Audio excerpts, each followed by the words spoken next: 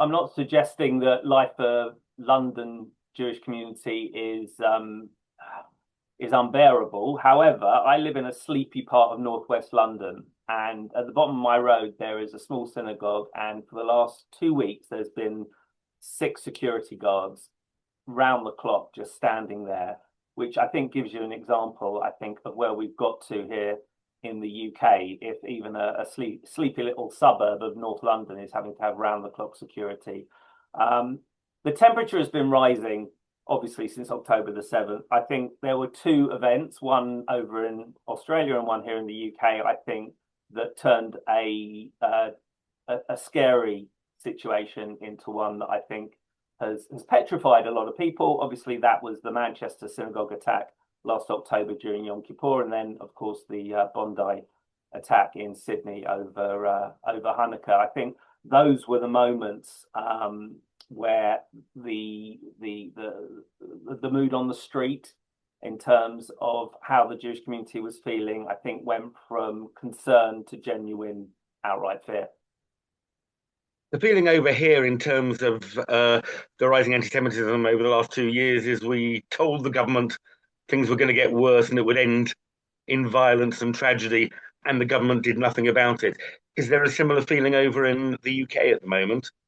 Very difficult because the people that are moving against the Jewish community use our libertarianism and our freedom of expression and the right to congregate and rally and protest.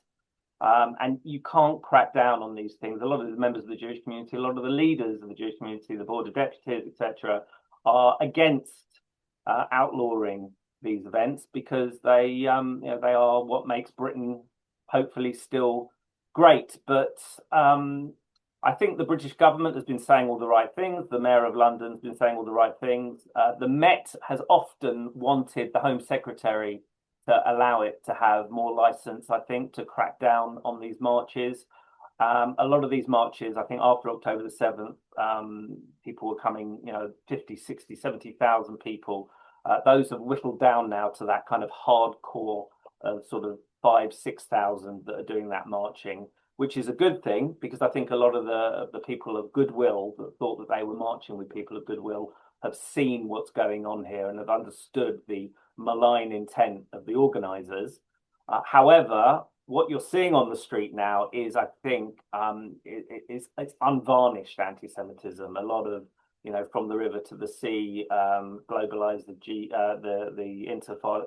There's a lot going now on the street that I think that the police need to crack down and stop granting licenses to these things. There's the Al-Quds annual march, and this is a good sign. About a month ago, the Al-Quds Day March was cancelled and outlawed, and it turned into a static event rather than a rally through London. So I think the more the Met gets license from the Home Secretary to crack down on these things, the more I think the Jewish community will feel reassured. So there's a bit of disgruntlement towards the government, but not the outright hostility we've had over here, where the Prime Minister and the Foreign Minister get booed if they show up at a Jewish event. These things have happened. Yeah, I saw what happened in Australia with the being heckled. That hasn't happened. There have been, I think, a Secretary of State went to the memorial outside the Manchester synagogue a day or two later, and he did get jeered, he did get booed, but he hasn't had that outright hostility. There's a lot of frustration and a lot of fear, but I think that fear also comes from what comes next in terms of British politics. We're still a couple of years away from the next general election. It will take place in 2029. In terms of prime movers, and Starmer is he's a sitting duck. I mean, he's a dead man walking. As we speak, he's about to stand up in the House of Commons and defend his vetting and green lighting of Lord Mandelson, Epstein's mate, as ambassador to the United States. So I think pressure's on him. So his days are limited. And waiting in the wings, we have the radical hard left, which is the Green Party, which used to be environmentalism and is now basically a hard left stroke jihadi party. Waiting in the wings, bringing more and more people to its cause. And then you've got on the right Nigel Farage and the Reform movement. So you've got these two radical polar opposites that are vying, I think, for political power after the next election. So we're all holding our breath, waiting to see what that means for the Jewish community. I don't think either of those is going to be good for us, though.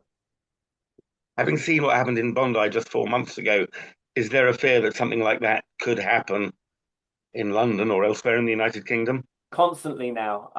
I have been doing this job for 16 years, and I always consoled myself whenever there was a smashed window or some graffiti on a wall, thinking this is all happening to property, it's not happening to people. And then we had the fatal attack in Heaton Park in Manchester last year, and then of course we saw what happened over in Sydney. There's a constant fear now. There is. It's interesting. I think there's been a spike in anti-Semitism, obviously, between now since October the 7th. But I think that spike is now becoming more deliberate. I think it's becoming a campaign, whether it's orchestrated by Iranian proxies. That seems to be what the Metropolitan Police are suggesting, that they're being called thugs for hire in the UK. That these kids and the two kids that were arrested in the last 24 hours for the Kenton synagogue attack in North London, there was a 17-year-old and a 19-year-old. So the suggestion is these are not radicalized. These are basically just kids looking for some money. But where the organizers of these people are getting them from, how they are signing them up, is obviously a massive concern. But the Met have been fantastic. I mean, I can't knock the Metropolitan Police. Within 24 hours, they arrested these guys. Within a matter of days, they arrested the previous attack on the synagogue. They've already made arrests on a Jewish property attack in Hendon over the weekend. So clearly, they're doing good work. But these things are happening all the time. There was a guy in a kafaya scaling the iron fence outside the Israeli embassy in Kensington in the centre of London a few weeks ago. So these wild moments are happening all the time. Luckily, no one has it. Very few people have guns, if any. There's no gun. There's massive gun control, obviously. So bad guys don't have guns in this country in the way they do, say, on continental Europe.